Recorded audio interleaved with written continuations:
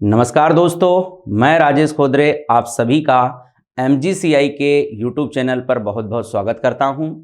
आज हम previous year paper solution लेकर आए हैं। यह पेपर हमारा 22/5/2023 डेट का है, जो कि हमारा PCMB ग्रुप का थर्ड शिफ्ट का हमारा पेपर है और इसका हमारे पास जो सब्जेक्ट है वो है केमिस्ट्री। तो आइए हम इस पेपर को आसान सरल शब्दों में किस तरीके से सॉल्व कर सकते हैं उसका यहाँ से तरीका जानने वाले हैं। तो स्टार्ट करते हैं हमारे पहले क्वेश्चन से। हमारा पहला क्वेश्चन एक मेज द कॉलम क्वेश्चन है और ये जो हमारा पहला क्वेश्चन है जिसमें हमें यहाँ पर कुछ प्यूरिफिकेशन की क्या मेथड दी गई है जिसको मेटल के लिए हमें देखना है। मतलब ये क्वेश्चन हमारा मेटलर्जी से रिलेटेड है। तो यहाँ पर हमारे पास इसके लिए जो फर्स्ट ऑप्शन है वो इलेक्ट्रोलाइटिक रिडक्शन। तो हम सब जानते हैं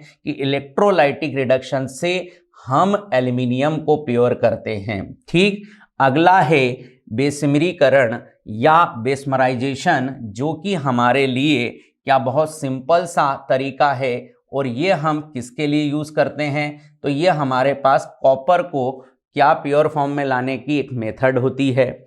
फिर हमारे पास है स्मेल्टिंग प्रगलन। तो प्रगलन का यूज़ हम आयरन को पृथक करने के लिए करते हैं। लास्ट वन है ऑक्साइड का अपचयन। तो ऑक्साइड का अपचयन हम कार्बन लेकर क्या जिंक को प्योर फॉर्म में लाने के लिए करते हैं। तो इसका हमारे पास सही मेज द कॉलम आ चुका है। अब हमको इसे अपने ऑप्शन में ढूंढना है।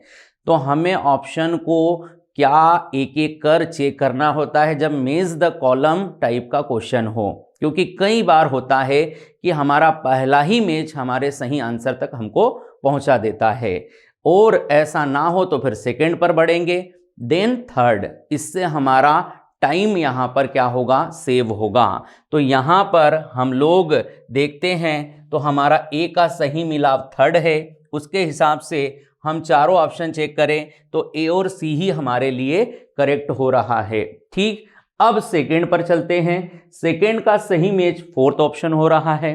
तो हम क्या देखें तो हमारा सी ऑप्शन में हमें बी के लिए फोर्थ दिया है, बट ए के लिए जो बी है वो फर्स्ट है। तो अब हमारे पास सिंगल चॉइस बच रही है कि इस क्वेश्चन का एकदम करेक्ट आंसर हमारे लिए सी हो रहा है। ठीक, अब हम आगे बढ़ते हैं नेक्स्ट क्वेश्चन पर। हमारे पास यहाँ पर नेक्स्ट क्वेश्चन भी एक मेज द कॉलम क्वेश्चन है, जहाँ पर हमारे पास कुछ सेल रिएक्शन दी गई है जिसके लिए हमको सही मिलाप मैच द कॉलम का करेक्ट मैच करना है। ठीक, तो आइए अपन इस क्वेश्चन को जल्दी से सॉल्व करें। यह हमारा इलेक्ट्रोकेमिस्ट्री का एक सिंपल सा क्वेश्चन है जहां पर हमको फ्यूल सेल ईंधन सेल के लिए इधर से सही मिलाप करना है। तो हम सब जानते हैं कि ईंधन सेल के एनोड के लिए हमें मिलता है ऑक्सीडेशन, और यहाँ पर हम ऑक्सीडेशन किसका कराते हैं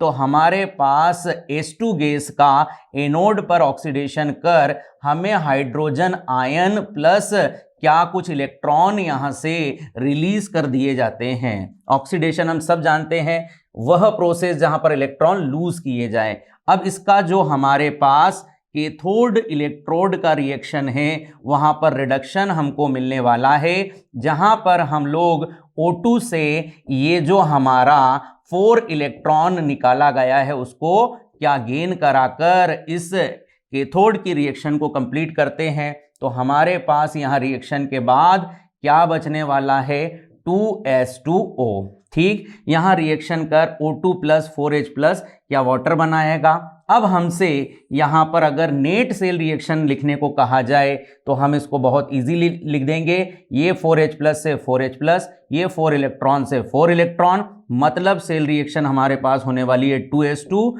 प्लस O2 और क्या वाटर हमारा बनेगा, जिसका हम ऑप्शन देख पा रहे हैं कि इसका सही मिलाप हमारे लिए थर्ड है। मरकरी सेल, मरकरी सेल हमारा क्या एक प्राथमिक सेल होता है और चाहे प्राथमिक हो या द्वितीयक हमारे पास जो बैटरियां हैं उनके लिए सेल विभव कांस्टेंट होता है। तो हमारे पास मरकरी सेल का सही मिलाव क्या स्थिर विभव देता है।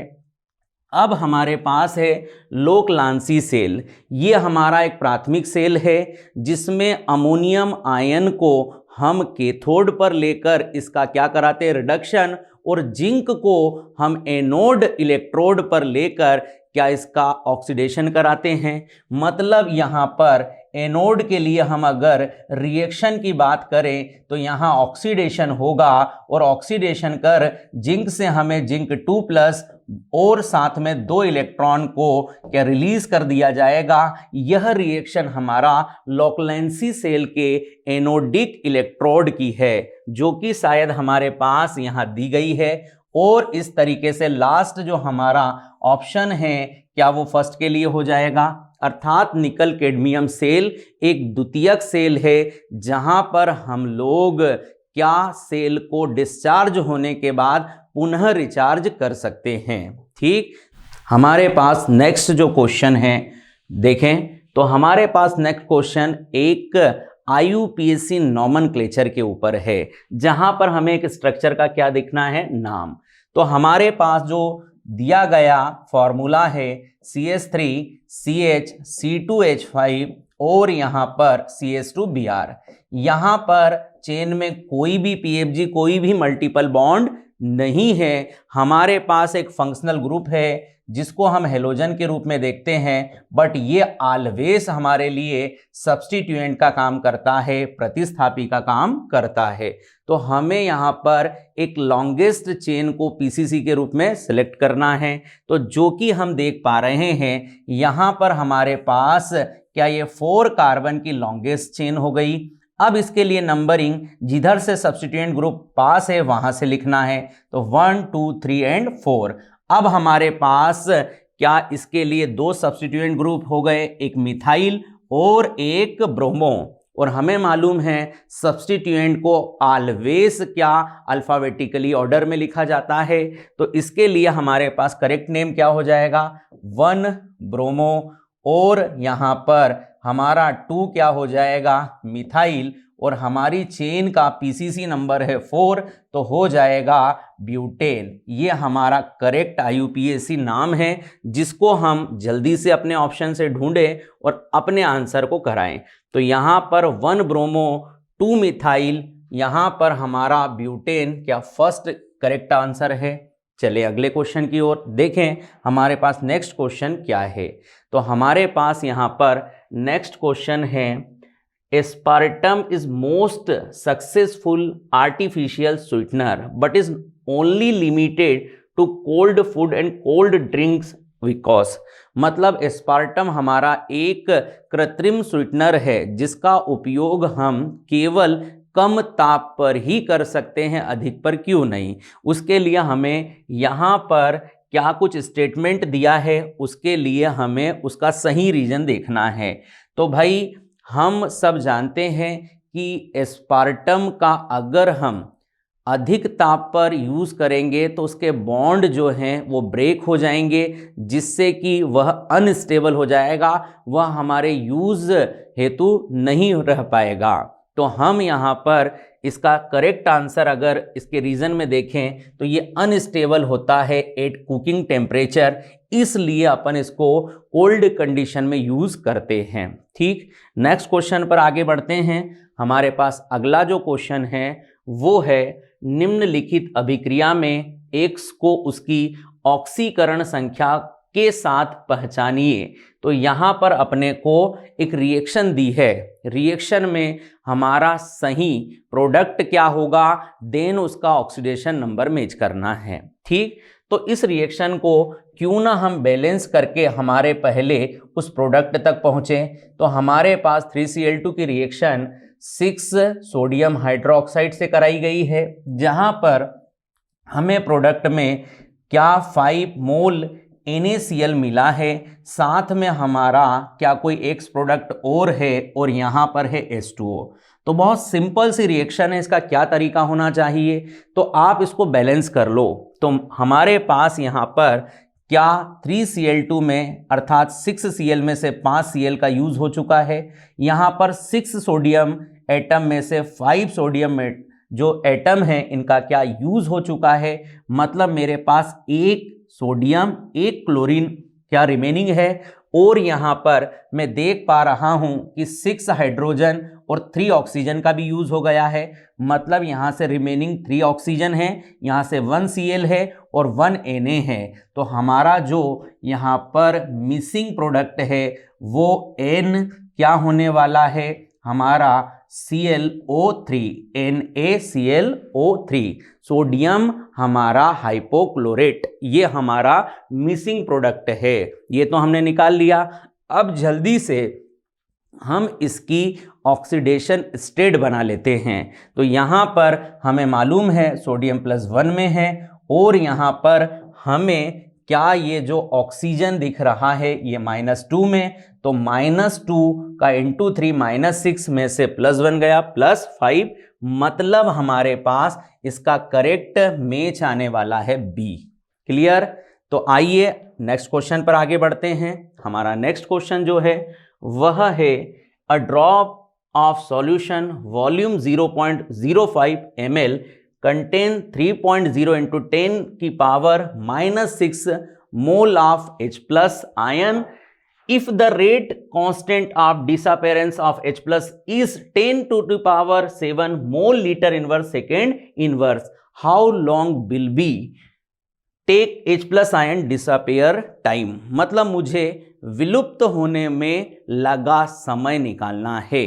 ठीक, तो यहां पर हम इस रिएक्शन को देख रहे हैं, ये जीरो ऑर्डर रिएक्शन है और हमारा जो जीरो ऑर्डर या मैं कहूं शून्य कोटि अभिक्रिया के लिए सिंपल सा हमारे पास एक फॉर्मूला है जिसमें हम विलुप्त या डिसअपेरेंस होने वाले सब्सटेंस के लिए टाइम को फाइंड कर सकते हैं। तो हमारे पास यहां पर होता है x = kT, ये हमारा विलुप्त हुए पदार्थ की मात्रा, ये हमारा रेट कांस्टेंट और ये उस विलुप्त होने में लगा समय। तो इसको मैं t बराबर क्या x/k करके काउंट कर सकता हूं, बहुत इजी है।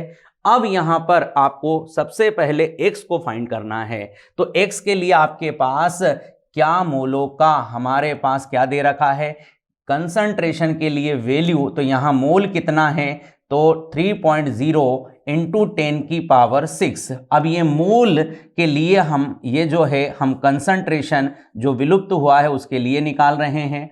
यहां पर वॉल्यूम है हमारे पास 0.05, ठीक, इंटू हम इसको क्या यहां पर ml के लिए 1000 का इंटू करा दें, तो हम इसको कैलकुलेट करते हैं। तो यहाँ पर आप इसको इजी बनाने के लिए 30 कर लें, इंटू 10 की पावर -6 इंटू 10 की पावर 1000 के लिए 3 लिख दें और नीचे 5 इंटू 10 की पावर माइनस क्या लिख सकते हैं, 2 लिख सकते हैं। ठीक, अब इसको आप लोग कैलकुलेट कर सकते हैं। यहाँ पर हमारा एक पावर क्या हम और बढ़ाएंगे क्योंकि हमने 3.0 को 30 करा है, तो ये हो जाएगा -7। क्या हो जाएगा, -7। अब हम इसको कैलकुलेट कर सकते हैं। यहाँ पर ये हमारे पास कितना होने वाला है, 6 होने वाला है और इस माइनस की पावर को ऊपर ले जाकर क्या प्लस की पावर बना दें, तो यहाँ पर हमारे पास 10 टू द पावर ये जो है +5 -7 को सॉल्व करोगे 6 इंटू 10 टू द पावर -2, ये हमारा कंसंट्रेशन आ गया है जो कि यहाँ पर विलुप्त हुआ है। तो हम इसकी वैल्यू को यहाँ डालें 6 इंटू 10 की पावर -2 और हमारा k का वैल्यू क्वेश्चन में 10 की पावर 7 दिया है। अगर इसको मैं सही तरीके से सॉल्व करूं, एक बार पावर को वापस हम क्या ऊपर की ओर रखते हैं, तो चिन्ह को उसके सिंबल को चेंज कर इस तरीके से हम इसको सॉल्व कर टाइम का वैल्यू दिखा सकते हैं। तो यहाँ पर हमारा करेक्ट आंसर होने वाला है 6 इंटू 10 की पावर -9 सेकेंड। बहुत सिंपली क्वेश्चन था, थोड़ा कैलकुलेशन उसमें ज़्यादा है। तो नेक्स्ट क्वेश्चन पर आगे बढ़ते हैं। हमारे पास अगला जो क्वेश्चन है वह है कार्बिल एमीन परीक्षण क्या है। तो कार्बिल एमीन परीक्षण हमारा प्राइमरी एमीन को आइडेंटिफाई करने वाला परीक्षण है जिसको हम क्लोरोफॉर्म और बेस की प्रेजेंस में रिएक्शन कर आइडेंटिफाई करते हैं आइसोसाइनाइड बनाकर।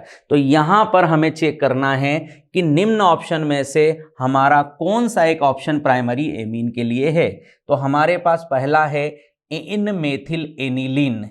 एन मेथिल एनिलीन में हमारे पास जो स्ट्रक्चर है वो कुछ इस तरह का है, जो कि एक सेकेंडरी एमीन को शो करता है। मतलब ए से हमारा ये टेस्ट नहीं मिलेगा। एन डाइमेथिल एनिलीन, तो हमारे पास जो है सेकेंड ऑप्शन के लिए एन मतलब हमें यहाँ पर एक टर्सरी अमाइन मिला है, जो कि एक बार फिर से हमारा करेक्ट आंसर नहीं है। सी ऑप्शन की बात करूं तो ट्राइमेथिल एमीन, मतलब ये हमारा फिर से 3 डिग्री एमीन है, जो कि ये टेस्ट हमको नहीं देगा। और लास्ट वन है पेरामेथिल बेंजील एमीन।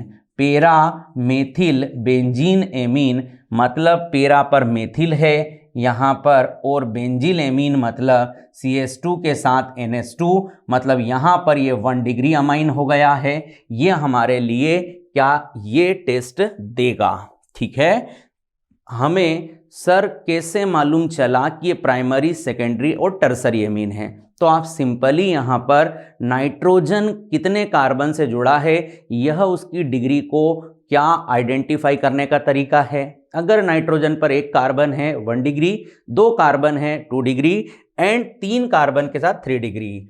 आगे बढ़ते हैं, हमारे पास नेक्स्ट क्वेश्चन जो है वो है प्रथम कोटि अभिक्रिया का अर्धायु 25 मिनट दिया है और हमें इस अभिक्रिया के लिए वेग स्थिरांक बताना है। ठीक, ये हमारे पास क्या क्वेश्चन है। तो अब हम इसके लिए जल्दी से अपने आंसर्स को देखें। तो यहाँ पर हम सिंपल सा फॉर्मूला लगाते हैं, T12 बराबर 0.693 अपॉन क्या K होता है। अब हमारे पास यहाँ पर क्या T12 है और हमें क्या इसके लिए रेट कांस्टेंट निकालना है। तो रेट कांस्टेंट को लाए हम इधर 0.693 और T12 की वैल्यू हमारे पास कितना है 25।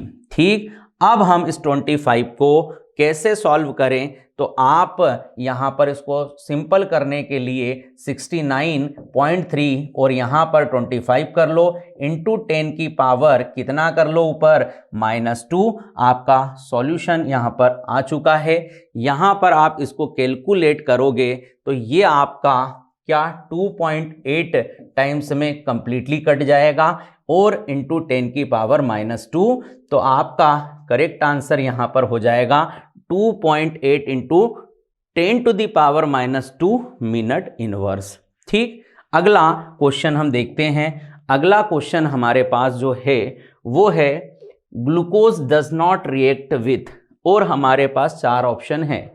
तो फर्स्ट ऑप्शन क्या है, कंसंट्रेटेड नाइट्रिक एसिड। हम सब जानते हैं ग्लूकोज कंसंट्रेटेड नाइट्रिक एसिड के साथ रिएक्शन कर सेकेरिक एसिड फॉर्म करता है। सेकेंड ऑप्शन है हमारे पास एसिटिक एनहाइड्राइड के साथ।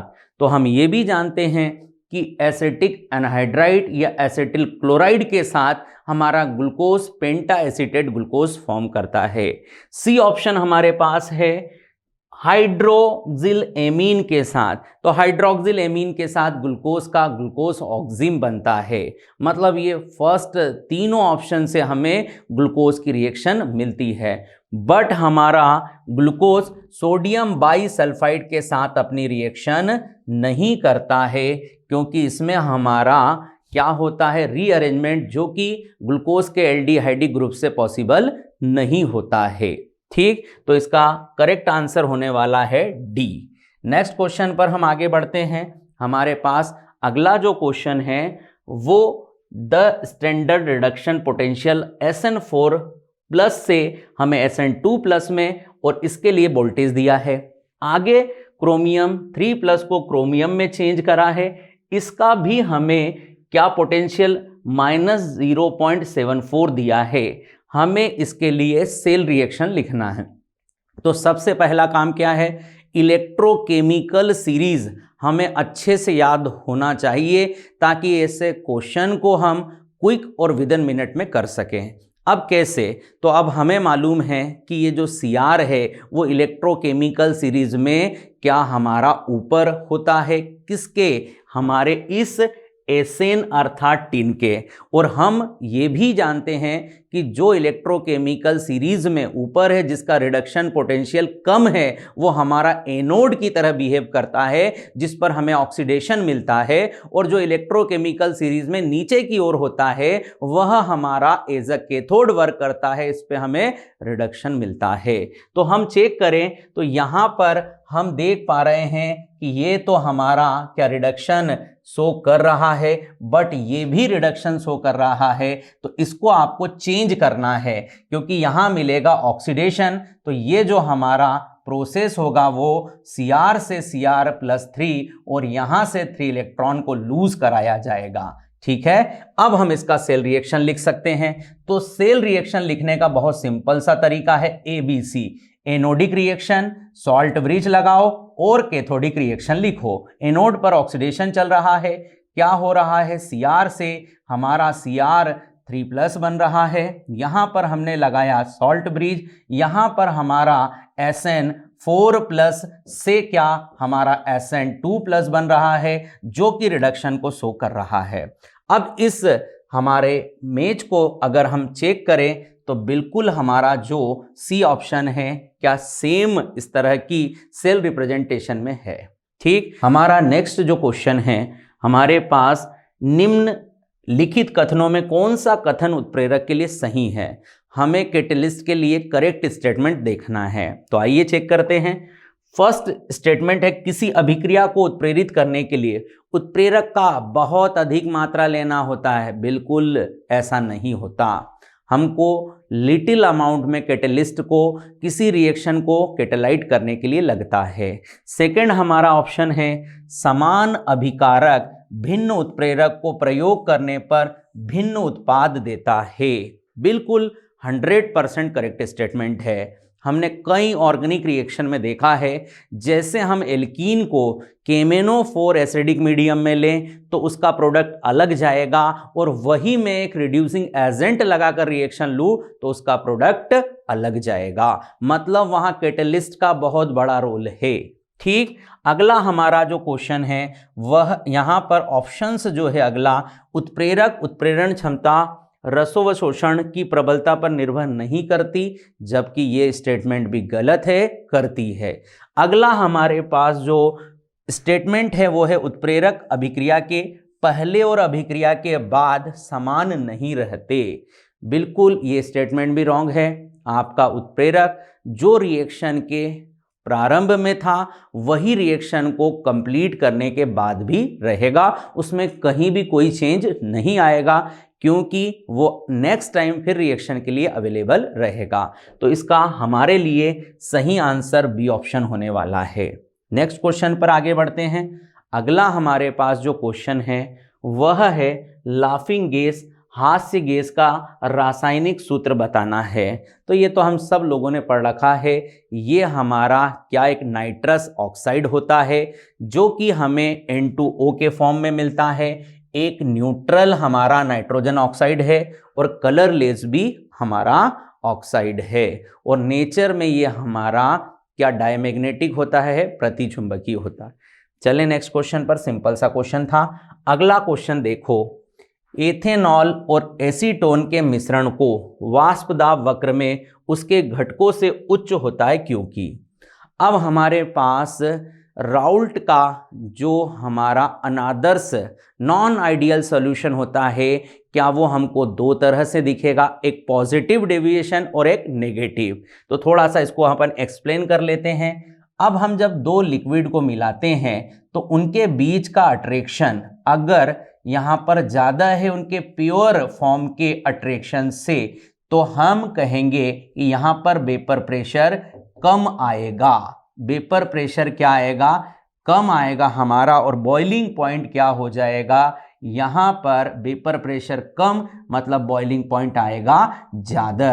कब कहेंगे ऐसा, ओ जब हमारा दो लिक्विड के पार्टिकल का फोर्स ऑफ अट्रैक्शन उनके प्योर फॉर्म के अट्रैक्शन से ज़्यादा हो, तब उनके लिए बॉइलिंग पॉइंट ज़्यादा, वेपर प्रेशर कम, और इस तरह के डेविएशन को हम नेगेटिव डेविएशन में देखते हैं।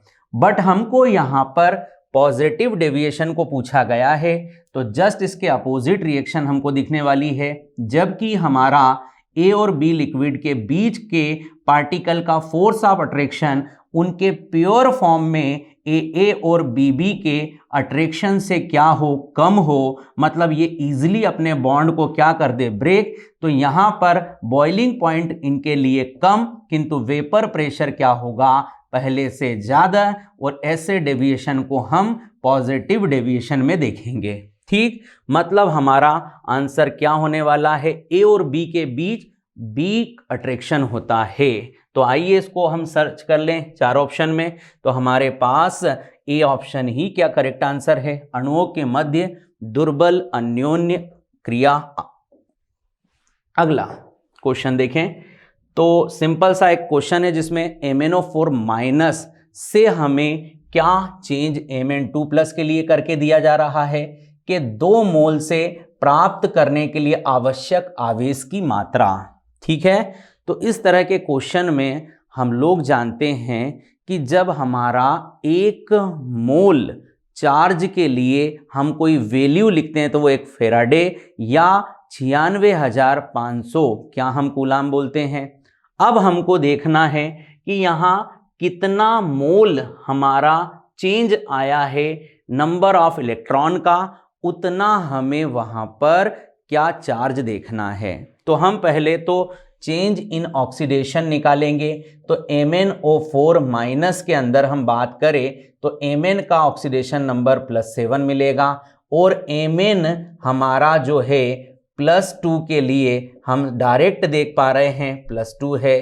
तो चेंज कितने का है, तो 1 मोल से हमारे पास चेंज कितने का निकल कर आया, 5 का। हमें रिएक्शन के लिए कितने मोल दिए, 2। तो टोटल हमारा जो इलेक्ट्रॉन का चेंज आया है क्या वो 10 मोल इलेक्ट्रॉन का आया है। और हमें मालूम है 1 मोल इलेक्ट्रॉन के चेंज के लिए हमारे पास 1 फेराडे होता है, तो 10 के लिए हमारे पास क्या इंटू 10 हो जाएगा। तो हमारे पास यहाँ पर कितने फेराडे लगेंगे, तो यहाँ पर हमारा सिंपल सा आंसर है, इसके लिए आवश्यक चार्ज जो है वो 10 फेराडे लगेगा। ठीक है, अगला क्वेश्चन देखें हम। यहाँ पर नेक्स्ट क्वेश्चन हमारे पास है, In case of phosphorus, PCl3 and PCl5 are possible while nitrogen only form NCl3 and not NCl5. Nitrogen से NCl3 तो बनता है बट NCl5 नहीं बनता, बट फास्फोरस से PCl3 PCl5 दोनों बनता है। तो बहुत सिंपल सा हमारा इसका रीज़न है। नाइट्रोजन का अगर हम 7 इलेक्ट्रॉन का कॉन्फ़िगरेशन लिखें तो 1s2 2s2 2p3, यहाँ पर सेकेंड सेल में कोई d ऑर्बिटल हमारा प्रेजेंट नहीं है, मतलब कह दें कि d ऑर्बिटल क्या है, अब्सेंट है।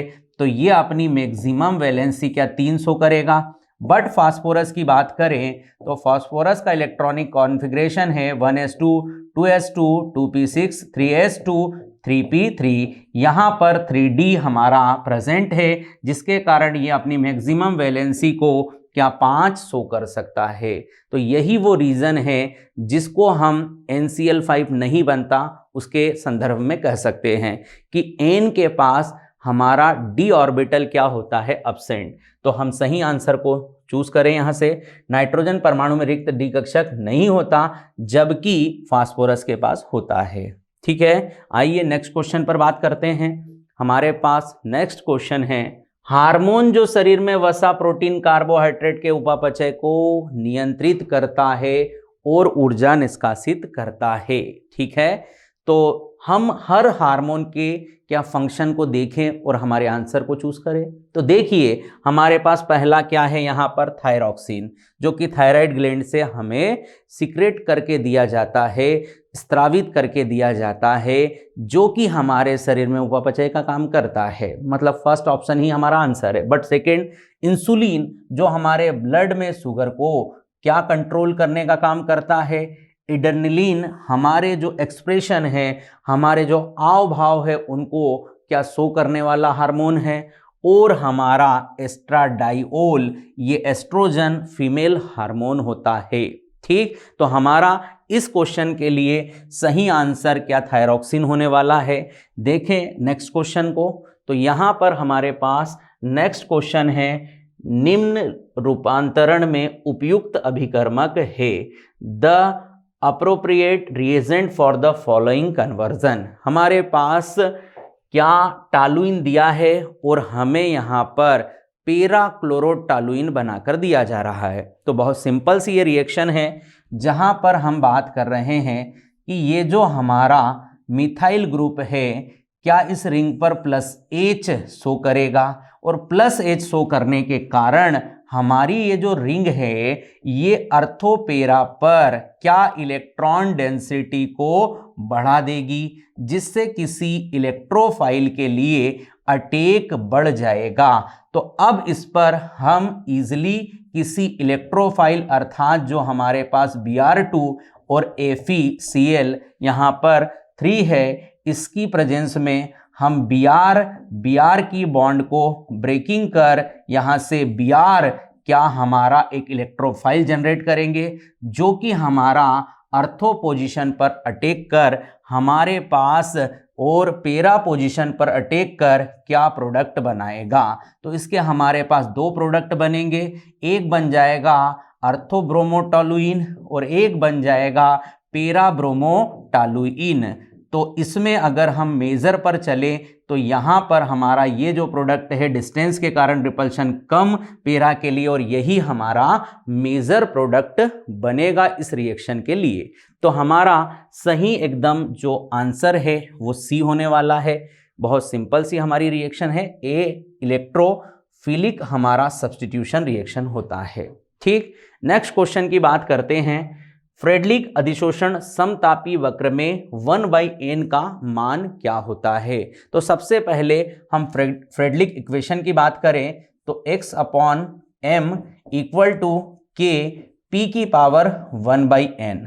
यहाँ पर x जो है हमारा जो भी गैस का एड्जॉर्प्शन है उसका मास, और हमारा जो एड्जॉर्वेंट है m उसके लिए मास होता है, K हमारा कांस्टेंट है, P हमारा प्रेशर है, और सिंपली इसके लिए हमारे पास जो 1/n की वैल्यू है वो 0 से लेकर क्या 1 तक होती है।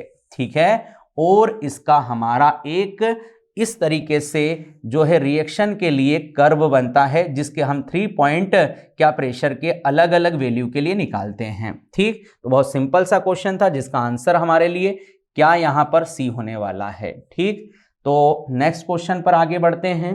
अगला क्वेश्चन देखें, तो अगला क्वेश्चन हमारे पास है, निम्नलिखित में से कौन सा कथन सही नहीं है, इनकरेक्ट स्टेटमेंट हमें निकालना है। ठीक, तो आइए इसको हम थोड़ा सा यहां से देखते हैं यहाँ पर इस क्वेश्चन के लिए क्या हमारा सही होगा। तो यहाँ पर हम बात कर रहे हैं इस क्वेश्चन के लिए, तो देखिए पहला स्टेटमेंट क्या है, लेंथेनम संक्रमण श्रेणी का तत्व है, ना कि लेंथेनाइड का। बिल्कुल हमारा करेक्ट स्टेटमेंट है। लेंथेनाइड हमारा डी ब्लॉक एलिमेंट है, बट उसके आगे के 14 एलिमेंट जो है एफ ब्लॉक में आते हैं, तो ये करेक्ट स्टेटमेंट है, हमको इनकरेक्ट देखना है। ल्यूटेशियम ट्राईहाइड्रोक्साइड की तुलना में कम क्षारीय होता है हमारा लेंथेनम हाइड्रोक्साइड। ये स्टेटमेंट हमारा रॉन्ग है। क्यों? देखें हमारा ये जो लेंथेनम 3 से जब हम ल्यूटेशियम 3 पर आगे कंटिन्यू बढ़ते हैं तो हमारा यहाँ पर लेंथेनाइड संकुचन के कारण लगातार क्या साइज डिक्रीज होता है, और साइज डिक्रीज हो रहा है एक केटायन के लिए, मतलब वहाँ कोवेलेंट कैरेक्टर बढ़ेंगे। तो हमारा ये जो Li हमारा LuOH का होल थ्राइस है, ये अधिक कोवेलेंट कैरेक्टर वाला कंपाउंड है, जो कि क्या इजीली डिसोसिएट नहीं होगा। मतलब ये लेंथेनम हाइड्रोक्साइड की तुलना में कम क्षारीय है, और यहाँ पर हमें क्या जो ऑप्शन दिख रहा है उसमें अपोजिट कहा जा रहा है, जो कि लेंथेनम हाइड्रोक्साइड को कम क्षारीय बता रहा है, जबकि होना क्या चाहिए था, ल्यूटेशियम हाइड्रोक्साइड कम क्षारीय है हमारे लेंथेनम हाइड्रोक्साइड के, क्योंकि वह अधिक आयनिक कैरेक्टर वाला है, इजिली डिसोसिएट होगा, अधिक क्षारीय होगा। तो हमारा इस क्वेश्चन के लिए करेक्ट आंसर हमें बी मिल चुका है। बाकी ऑप्शन को भी जल्दी से लर्न कर लेते हैं यहां से। तो लेंथेनाइट श्रेणी में लेंथेनाइट 3+ आयन की आयनिक त्रिज्या घटती है। बिल्कुल हमारा जैसे जैसे लेंथेनाइट से ल्यूटेशियम पर जाएंगे आयनिक त्रिज्या हमारी क्या होती जाएगी, घटती जाएगी। लेंथेनाइट संकुचन के कारण Zr और HF की परमाणु त्रिज्या समान होती है। बिल्कुल करेक्ट है, हमारा इनकरेक्ट बी ऑप्शन है, मतलब वही आंसर है। अगला नेक्स्ट जो क्वेश्चन है हमारे पास देखते हैं। एमीन नाइट्रोजन ए परमाणु और बी संकरित है, जो एमीन की ज्यामिति के रूप में सी बनाते हैं। ए बी सी के लिए हमें यहां पर बात करना है क्रमशः होगा। तो हम एक एमीन कोई सा भी 1 डिग्री 2 डिग्री या 3 डिग्री में से लेकर उसका स्ट्रक्चर लिखते हैं। तो ये हमारा 1 डिग्री एमीन है, जिस पर हमें मालूम है नाइट्रोजन के लिए 3 बॉन्ड पेयर एक लोन पेयर होता है। तो यह हमारा जो नाइट्रोजन है क्या ये त्रिसंयोजी हो गया, जिसकी संयोजकता का मान कितना हो गया, 3। ठीक, अब सेकेंड हमें इसका क्या हाइब्रिडाइजेशन चेक करना है। तो 3 बॉन्ड पेयर एक लोन पेयर, मतलब हमारे पास इसके लिए हाइब्रिडाइजेशन ऑर्बिटल नंबर आया 4। तो इसका जो संकरण होगा, जो हाइब्रिडाइजेशन होगा वो sp3 होगा। ठीक, अब हमें sp3 में इसका शेप आइडेंटिफाई करना है। तो हमें मालूम है sp3 में जब 4 बॉन्ड पेयर के साथ 0 लोन पेयर हो तो टेट्राहाइड्रल बनता है, और 3 बॉन्ड पेयर के साथ 1 लोन पेयर होता है तो पिरामिडल शेप होता है। तो इसका जो शेप होगा हमारे लिए क्या वो पिरामिडल होगा। तो हमारे पास नाइट्रोजन की वैलेंसी 3, हाइब्रिडाइजेशन sp3 और शेप होगा पिरामिडल। इसको आप चेक कर सकते हो, ये आपका सी ऑप्शन में एकदम करेक्ट बैठ रहा है।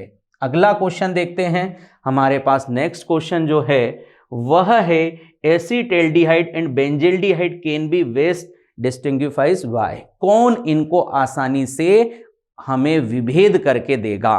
तो हमने यहां पर 4 टेस्ट एल्डिहाइड और बेंजल्डिहाइड के बीच में देखे हैं। टॉलिन अभिकर्मक टेस्ट, फहलिंग टेस्ट, हमारा बेनिडक्ट टेस्ट और सीप अभिकर्मक टेस्ट। तो हमारा जो टॉलिन और सीप है वो तो एल्डिहाइड बेंजल्डिहाइड दोनों से आता है, इसलिए हम उससे उसको अलग अलग नहीं कर सकते। बट अगर हमारे पास फहलिंग और बेनिडक्ट टेस्ट है तो ये हमें केवल एलिफेटिक एल्डिहाइड में मिलेगा, बेंजल्डिहाइड के साथ नहीं मिलता है। इनमें से हम एक टेस्ट से एल्डिहाइड बेंजल्डिहाइड को सेपरेट कर सकते हैं। तो हम देख पा रहे हैं हमारे पास 4 ऑप्शन में हम जिस टेस्ट की बात कर रहे हैं वो डी ऑप्शन में दिख रहा है, मतलब हमारे लिए करेक्ट आंसर होने वाला है डी। अब हम चलते हैं नेक्स्ट क्वेश्चन पर।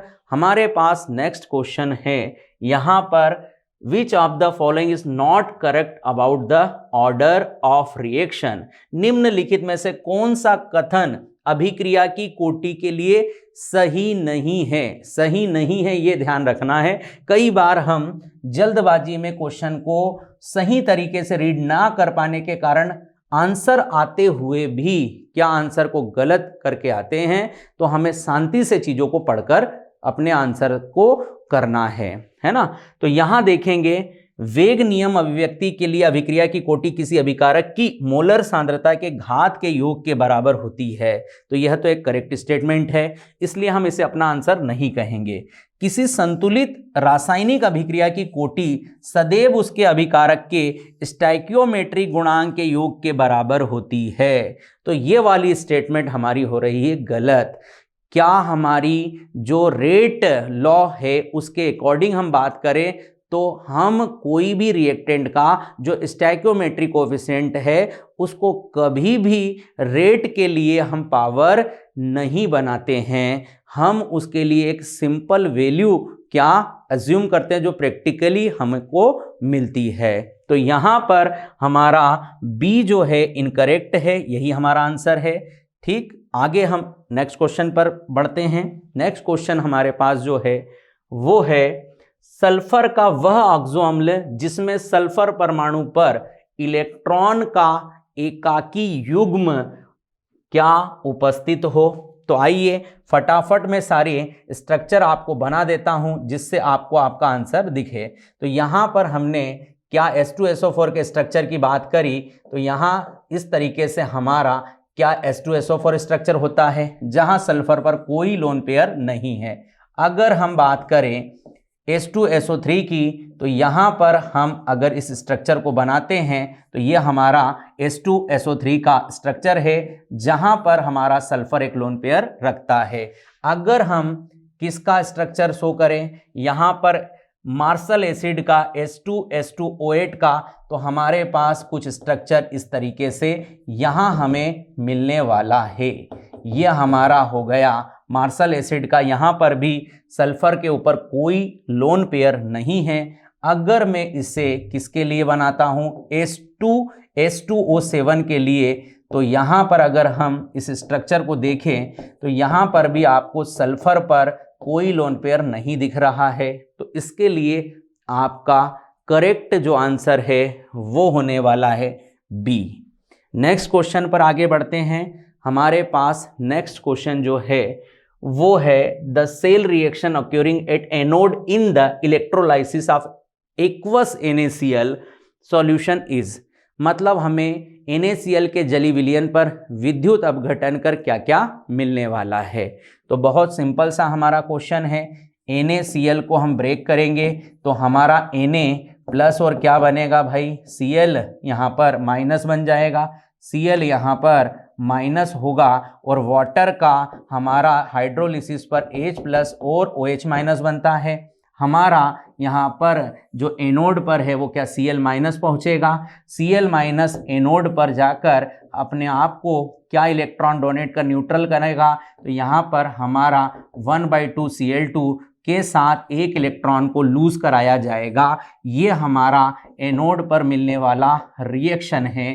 तो आप चेक कर सकते हो जिस ऑप्शन में आपको ऐसा कुछ दिख रहा हो वही आपके लिए करेक्ट आंसर होगा, जो कि शायद हम बी ऑप्शन से देख पा रहे हैं। नेक्स्ट क्वेश्चन पर आगे बढ़ते हैं। हमारे पास जो नेक्स्ट क्वेश्चन है वह है अमोनिया की प्रोसेस के स्टेप भी हमसे क्वेश्चन बनाकर पूछे हैं कि हम कौन सी स्टेप को सबसे पहले, फिर सेकेंड, फिर थर्ड, फिर फोर्थ। तो आइए अपन इस रिएक्शंस को देखें और इसके आंसर को सोचें। तो यहाँ पर हम लोग सबसे पहले क्या करते हैं, जो ली गई गैसें हैं उनके गैसों के मिश्रण को संपीड़ित करते हैं। सबसे पहले गैसों के मिश्रण को क्या करते हैं, संपीड़ित। अब ऐसा करते बराबर शायद मुझे बाकी कोई और ऑप्शन पर जाने की आवश्यकता नहीं है, और ये मेरे लिए सबसे अच्छी बात है कि मैं एक ही स्टेटमेंट से मेरे सही मैच को चेक कर सकता हूँ, जिससे मेरा आंसर भी सही होगा, मेरा टाइम भी सेव होगा। तो मैंने यहाँ पर क्या इसका आंसर ए करेक्ट कह दिया। आप चाहो तो बाकी स्टेटमेंट को भी चेक कर लो। बी में हम उत्प्रेरक के ऊपर गैसीय मिश्रण को प्रभावित करते हैं, एकदम करेक्ट।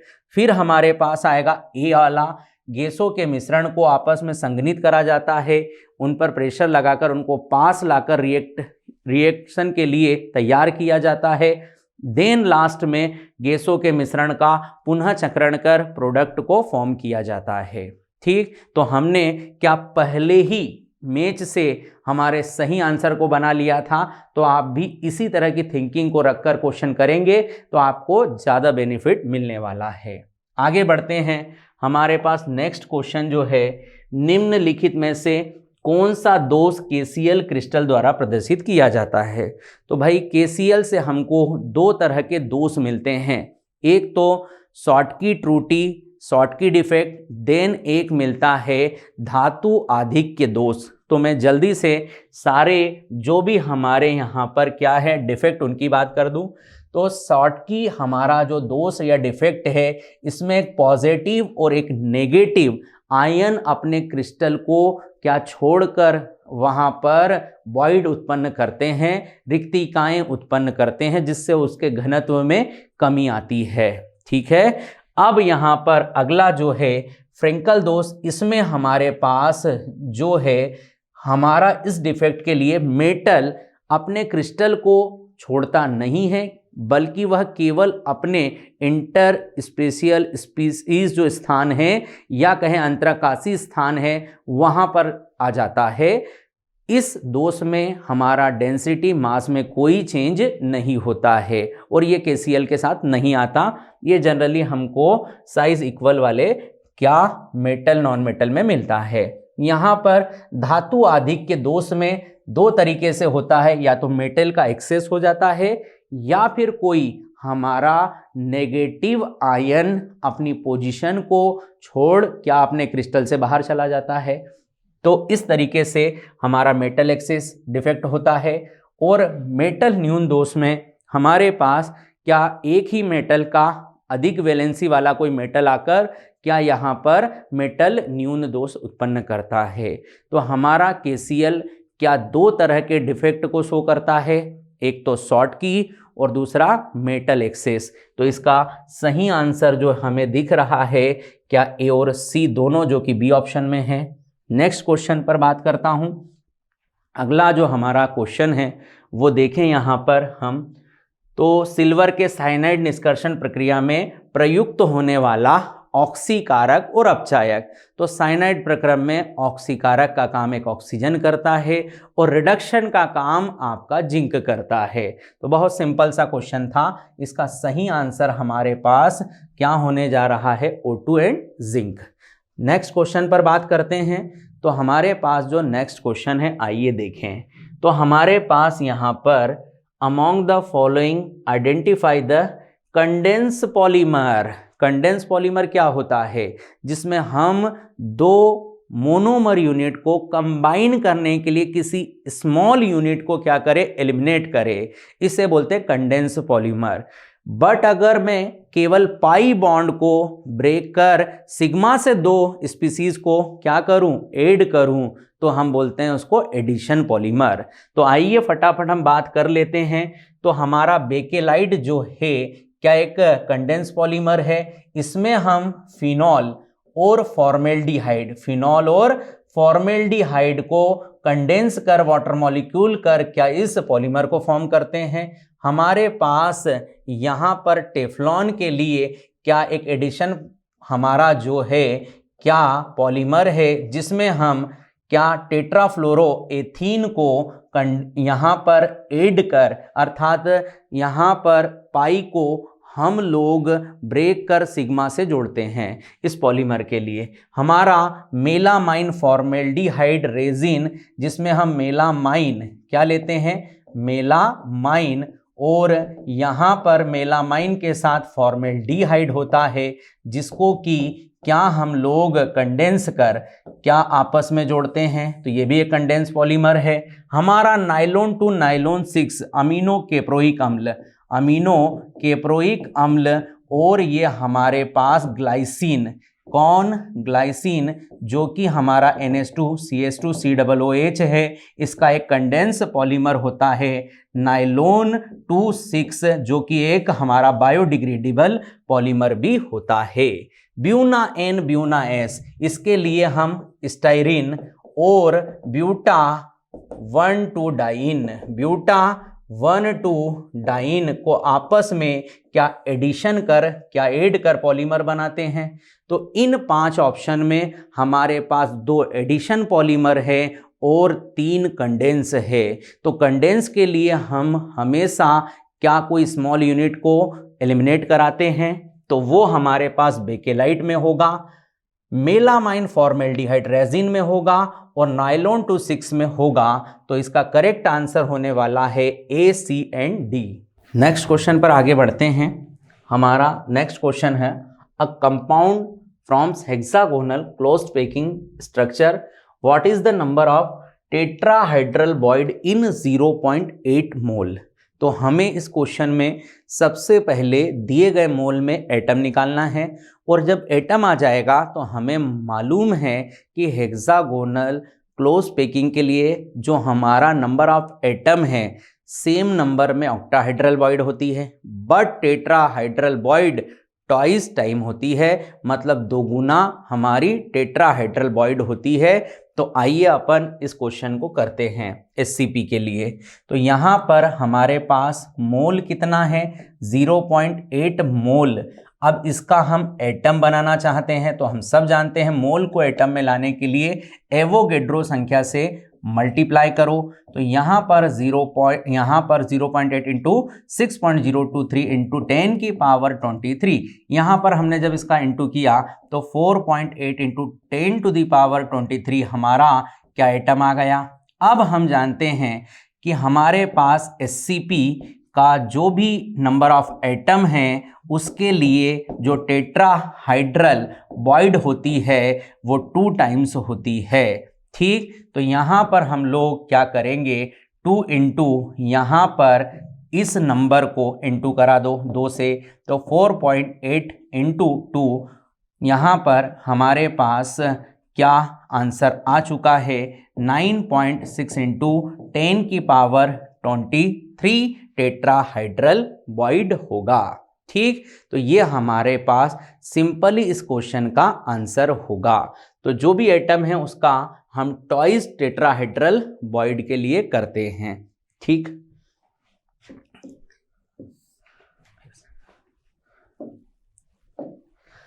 हमारे पास नेक्स्ट क्वेश्चन है, देखें तो a compound form hexagonal close packed structure, what is the number of tetrahedral Boyd in 0.8 mole of it. मतलब हमें यहां पर एससीपी के अंदर टेट्राहाइड्रल बॉइड नंबर देना है। तो हमें मालूम है एससीपी के लिए जो भी नंबर ऑफ एटम है उतना ही ऑक्टाहेड्रल बॉइड होता है, बट नंबर ऑफ एटम का ट्वाइस होता है टेट्राहेड्रल बॉइड। तो हम पहले तो दिया गया मोल का क्या नंबर ऑफ एटम निकाल ले। तो 0.8 मोल के लिए हमने क्या मोल से नंबर ऑफ एटम निकालने के लिए एवोगेड्रो संख्या से इंटू कराया। तो यहाँ पर हमारे पास 4.8 into 10 to the power 23 atom आया। अब इस एटम से टेट्राहाइड्रल बॉइड निकालने के लिए हमें मालूम है एटम का ट्वाइस करोगे तो क्या हमारा टेट्राहाइड्रल बॉइड दिखेगा। तो यहाँ पर 2 इंटू 4.8 इंटू 10 की पावर 23 ये हमारा टेट्राहाइड्रल बॉइड आ गया। 9.6 इंटू 10 की पावर 23, मतलब हमारे पास ये जिस भी ऑप्शन के लिए आंसर होगा वही हमारा करेक्ट आंसर होगा। तो इसे हम मैच कर सकते हैं सी से। ठीक, बहुत सिंपल सा क्वेश्चन था।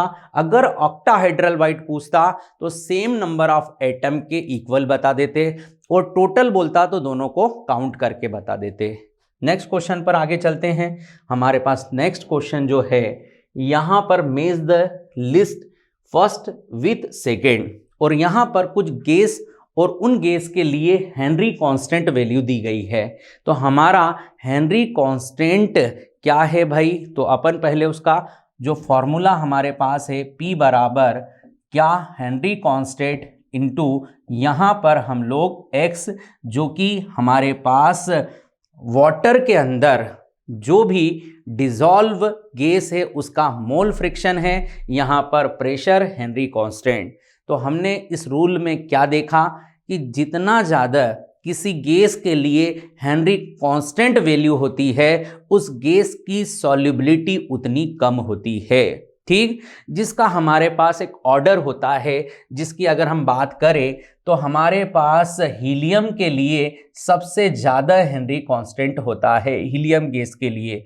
इसके बाद अगर हम बात करते हैं तो N2, फिर बात करते हैं O2, फिर बात करते हैं आर्गन, फिर बात करते हैं मीथेन और फिर बात करते हैं CO2।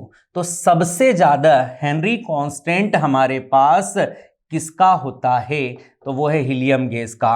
और हमारा हेनरी कांस्टेंट से सॉल्युबिलिटी ऑफ गैस जो है लिक्विड के अंदर क्या इन्वर्सली प्रोपोर्शनल होती है, बट ये जो हमारा हेनरी कांस्टेंट होता है ये टेम्परेचर के क्या हमारा डायरेक्टली प्रोपोर्शनल होता है। कहने का मतलब ये है कि जिस गैस के लिए KH वैल्यू ज़्यादा होगी उसके लिए हमारे पास सॉल्युबिलिटी कम होगी। ठीक, और अगर हम टेम्परेचर को बढ़ाएंगे तो हमारा हेनरी कांस्टेंट बढ़ेगा, सॉल्युबिलिटी कम हो जाएगी। तो अब हमको यहाँ पर इसका सही मैच करना है।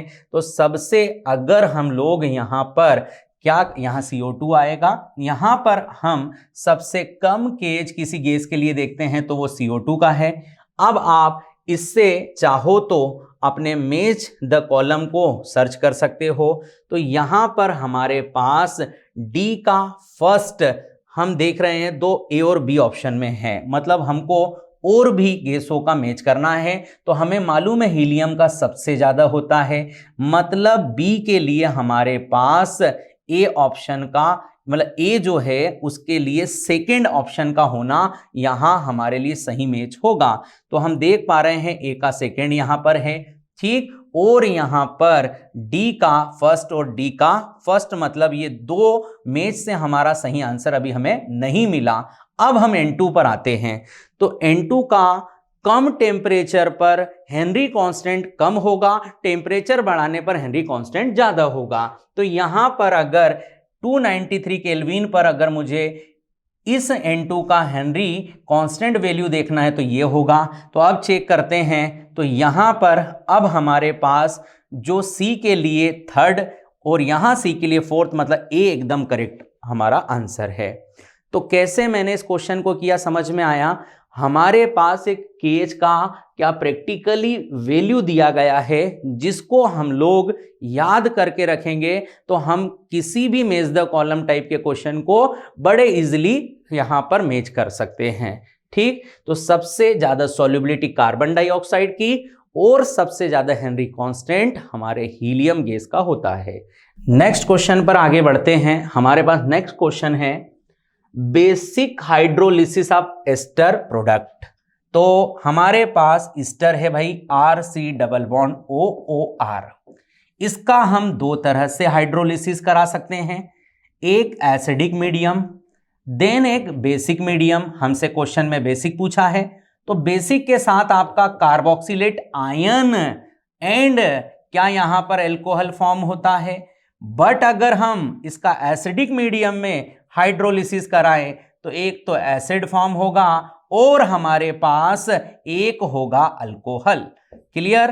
तो हमारे पास अब जिस भी तरह का हाइड्रोलिसिस हो हम उस तरह का प्रोडक्ट कहेंगे। तो यहां पर हमारा बेसिक है तो कार्बोक्सिलेट आयन और अल्कोहल, मतलब सही आंसर है कार्बोक्सिलेट आयन। नेक्स्ट क्वेश्चन पर आते हैं। हमारे पास जो नेक्स्ट क्वेश्चन है वो है C3H6O टॉलेन अभिकर्मक के साथ सिल्वर दर्पण नहीं बनाता लेकिन हाइड्रोक्सिल एमीन के साथ ऑक्सिजन देता, यह सक्रिय परीक्षण दे सकता है। तो हम सब जानते हैं कि हमारा एल्डिहाइड और कीटोन में एल्डिहाइड के लिए टॉलेन, फेहलिंग, बेनिडक्ट और सिप अभिकर्मक टेस्ट लगाए जाते हैं, बट इन चारों को कीटोन से हम ऑब्टेन नहीं करते हैं। बट अगर हम बात करें हाइड्रोक्सिल एमीन की रिएक्शन की तो एल्डिहाइड कीटोन दोनों ही ऑक्सिजन बनाते हैं। मतलब यहां हमारे पास ये जो मॉलिक्यूलर फॉर्मूला दिख रहा है क्या ये हमारा एक कीटोनिक ग्रुप के लिए होगा, और हमें मालूम है इसके साथ हमारा क्या ऑक्सिजन तो बनेगा, क्योंकि मैं इसके लिए इसकी रिएक्शन हाइड्रोक्सिल एमीन से कराता हूं। यहां से वाटर हटाकर क्या इनका इस तरीके से ऑक्सिजन बना सकता हूं, पर ये टॉलेन के साथ अपना टेस्ट नहीं देंगे क्योंकि वह एल्डिहाइडिक टेस्ट होता है। बट ये हमें कंफर्म है कि अगर इन 4 ऑप्शन में से किसी टेस्ट को हम कीटोन से देख सकते हैं तो वो आइडोफॉर्म टेस्ट है। हमारा वे सारा कीटोन या वे सारा एल्डिहाइड जिनके CO ग्रुप पर एक मिथाइल की क्या हमारी चेन हो, उनसे हम आइडोफॉर्म टेस्ट ले सकते हैं। तो हमें यहाँ आइडोफॉर्म टेस्ट तो क्या इससे कंफर्म मिलेगा, बट फेहलिंग, सिप परीक्षण, कार्बिल एमीन, ये सारे हमारे क्या अलग, अर्थात ये एमीन या कुछ एल्डिहाइडिक टेस्ट है जो हमें एल्डिहाइड से ही मिलेंगे, कीटोन से नहीं मिलेंगे। इसका करेक्ट आंसर हमारा आइडोफॉर्म टेस्ट होगा। नेक्स्ट क्वेश्चन पर आगे बढ़ते हैं। हमारे पास नेक्स्ट क्वेश्चन है डी ग्लूकोज का हाइड्रोक्सिल एमीन के साथ क्रिया करके ऑक्सिजन बनता है, ऑक्सिजन की सही स्ट्रक्चर। तो सबसे पहले तो हमें ग्लूकोज का सही स्ट्रक्चर फॉर्म करना है। 6 कार्बन की एक स्ट्रेट चेन होती है जिसमें हमारे पास कुछ इस तरह की ग्लूकोज के लिए अरेंजमेंट होती है, जिसको हम पहले यहाँ पर क्या लिखने वाले हैं। अब हम इसकी रिएक्शन किससे कराएं, हाइड्रोक्सिल एमीन जो कि NH2OH होता है। दोनों रिएक्शन कर यहाँ से वाटर को अलग कर ग्लूकोज ऑक्सीजन फॉर्म करेंगे। मतलब अब हमारा डबल बॉन्ड यहाँ पर NaOH और यहाँ H, बाकी हम एज इट इज जोड़कर क्या इसका प्रोडक्ट बनाएंगे। तो ये वाला प्रोडक्ट हमको जिस ऑप्शन में दिखेगा वह हमारा करेक्ट आंसर होगा। तो आप चेक करेंगे तो ये वाला डी ऑप्शन एकदम करेक्ट हमें नजर आ रहा है। बाकी में हमारे हो सकते हैं ग्लूकोज के क्या समावयव फॉर्म हो, ग्लूकोज ना हो। तो हमें हर कार्बन की अरेंजमेंट से ग्लूकोज को आइडेंटिफाई कर रिएक्शन से उसका प्रोडक्ट बनाना है। अगला नेक्स्ट क्वेश्चन है, निम्नलिखित एमिनो को उनसे संबंधित गैसीय प्रवस्था के लिए क्षारीयता के बढ़ते क्रम में। ये बहुत इंपॉर्टेंट है। आपको देखना है कि आपके अमाइंस के लिए गैसीय स्टेट बोला जा रहा है या उसका एक्वस सॉल्यूशन, क्योंकि हर जगह इसका जो बेसिक स्ट्रेंथ का ऑर्डर है वो डिफरेंट होगा, क्योंकि इसमें बहुत सारे फैक्टर क्या लिक्विड सॉल्यूशन के लिए लगेंगे। इसलिए आपको ध्यान से सारे क्या इसके ऑर्डर देखना है। अगर हमारे पास गैसीय स्टेट में पूछे तो बहुत इजी है, 3 डिग्री अमाइन सबसे ज्यादा बेसिक नेचर का होगा, देन 2 डिग्री अमाइन होगा, फिर 1 डिग्री होगा और देन लास्ट में हमारा अमोनिया होगा। क्लियर। पर यही चीज जली विलयन में पूछी जाती और हमारे पास इसके लिए R का जो मिथाइल ग्रुप है वो CH3 होता, या R के लिए जो अल्काइल ग्रुप होता वो इथाइल होता, तो हमारे पास ऑर्डर क्या इस तरीके से हमें सोचना है, क्योंकि ये भी आपको हो सकता है नेक्स्ट एग्जाम के लिए क्वेश्चन में आए। तो मैं यहाँ इन चीजों को भी आपके सरल करने के लिए यहाँ पर बता रहा हूँ। ठीक। अगर हमारा जली विलयन में 1 डिग्री, 2 डिग्री, 3 डिग्री या अमोनिया में बेसिक स्ट्रेंथ ऑर्डर पूछे तो हमें अल्काइल मिथाइल दे, तब 2 डिग्री सबसे ज्यादा, देन 1 डिग्री फिर कम, फिर 3 डिग्री, देन अमोनिया। पर यही अल्काइल ग्रुप इथाइल बनाकर दे तो हमें ऑर्डर को फिर से चेंज करके 2 डिग्री को सबसे ज्यादा, फिर 3 डिग्री, फिर 1 डिग्री, देन हमारा अमोनिया। तो ये इस तरीके से हमें क्वेश्चन को सोचना है। यहां पर हमारा गैसीय स्टेट में कोई सा भी अल्काइल ग्रुप दे दे, ऑर्डर 3 डिग्री सबसे ज्यादा बेसिक स्ट्रेंथ, फिर 2 डिग्री, फिर 1 डिग्री, देन हमारा होगा अमोनिया। तो हमारा इसके हिसाब से जो सही आंसर है वो बी है। नेक्स्ट क्वेश्चन पर बात करते हैं। नेक्स्ट क्वेश्चन हमारे पास जो है वो है, किसी विद्युत अपघट्य की मिलीमोल प्रति लीटर में आवश्यक न्यूनतम सांद्रता जो सॉल को 2 घंटे में स्कंदित करने के लिए आवश्यक हो। तो किसी भी हमारा कोलाइड विलयन है उसका हमको कोएगुलेशन कराना है, स्कंदन कराना है, तो हम उसके लिए इलेक्ट्रोलाइट को मिलाकर जब 2 घंटे तक रखकर उसका कोएगुलेशन कराते हैं उसे हम स्कंदन मान, कोएगुलेटिंग वैल्यू या फ्लॉक्यूलेशन वैल्यू कहते हैं। बहुत सिंपल सा क्वेश्चन था, थ्योरेटिकल क्वेश्चन है, ए आंसर है इसका। हमारे पास जो नेक्स्ट क्वेश्चन है, देखें थोड़ा लेंदी दिख रहा है पर इसको सरल बनाने की कोशिश करते हैं। यहां पर हमको एक अल्काइन हैलाइड जिसका आणविक सूत्र C5H11Br दिया गया है, जिसका बिहाइड्रोहेलोजनीकरण कर एक एल्कीन C5 एस्टेन मिला है, जिसके 2 समावयव XY है, जिनका ओजोनी अपघटन कर हमारे पास ये कई तरह के कार्बोनिल कंपाउंड बने हैं। हमें अल्किल हैलाइड का आइडेंटिफिकेशन करना है। तो भाई सबसे पहले हमको ओजोनी अपघटन कर एल्कीन को पहचानना है, देन उसके बाद हम हमारे हैलाइड को पहचानेंगे। तो यहां पर हम सब जानते हैं कि कोई भी अल्कीन का ओजोनी अपघटन हम ओजोन जिंक वाटर लेकर कराते हैं, जिससे हम रिडक्टिव ओजोनोलिसिस कहते हैं। ऐसा कर हमारा कार्बोनिल प्रोडक्ट बनता है और हम इस कार्बोनिल प्रोडक्ट से अपने एल्कीन पर भी पहुंच सकते हैं। जैसे हमारे पास पहला ओजोनोलिसिस कर क्या एक तो एथेनॉल बनाया गया और एक एसीटोन बनाया गया। अब हम यहां पर क्या इन दोनों डबल बॉन्ड को हटाकर इन कार्बन से इनको डबल बॉन्ड से कनेक्ट करके एल्कीन सोचेंगे। तो आप देखेंगे तो यहां पर CH3 CH double bond C CH3 CH3 ये आपका क्या एक एल्कीन बन गया। सेकेंड के लिए आपको क्या यहां पर CH3 यहां पर CH CH3 C double bond O और यहां पर H मिला है और एक फॉर्मेल्डिहाइड मिला है, जिसके आपने एक बार फिर से इन ऑक्सीजनों को यहां से हटाकर क्या इन दोनों कार्बन पर डबल बॉन्ड कनेक्ट किया है। तो अब आपका यहां से जो एल्कीन बन रहा है क्या वो कुछ इस तरह का आपका एल्कीन बन रहा है। क्लियर। अब आपको इन एल्कीन का क्या हेलोजन से रिएक्शन कर क्या हलाइड बनाकर आपको आपके क्वेश्चन का आंसर देना है। तो हमें मालूम है कि यहां पर हम लोग हेलोजन को किस कार्बन पर लगाएंगे जहां पर नंबर ऑफ हाइड्रोजन क्या है कम है, और हम उस पर लगाकर क्या हम इसका यहां पर जल्दी से अपने हलाइड का नाम सोचेंगे। तो हमने सेकेंड कार्बन पर क्या लगाया, Br लगाया, और फिर हम इसके लिए यहां पर नंबरिंग कराएंगे। तो 2 ब्रोमो हमारे पास क्या आ जाएगा। यहां पर अगर आप सोचो जरा जल्दी से कि यहां हम इसकी HBr से रिएक्शन कराएं तो क्या हमारे पास कम वाले मतलब इस वाले पर Br को और इसका हम सब्स्टिट्यूट कराकर क्या यहां लाएंगे, और इस तरीके से अगर हम इस क्वेश्चन के लिए सही आंसर पर जाएं तो हमारे पास क्या हो जाएगा 2 ब्रोमो यहां पर 3 methyl butane 2 bromo 3 methyl butane. Clear. यह हमारा करेक्ट आंसर होने वाला है इस क्वेश्चन के लिए। ठीक।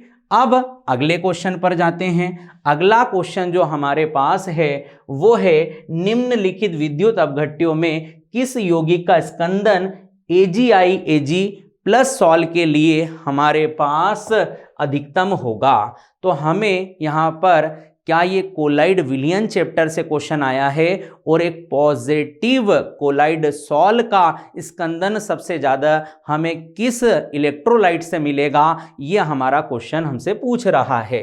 तो सिंपल सा हमारे पास एक क्या रिलेशन है जहां पर हम लिखते हैं स्कंदन क्षमता कोएगुलेशन पावर डायरेक्टली प्रोपोर्शनल होता है किसका, संयोजकता का। तो जिसके पास संयोजकता ज्यादा होगी उससे हमें कोएगुलेशन ज्यादा मिलेगा।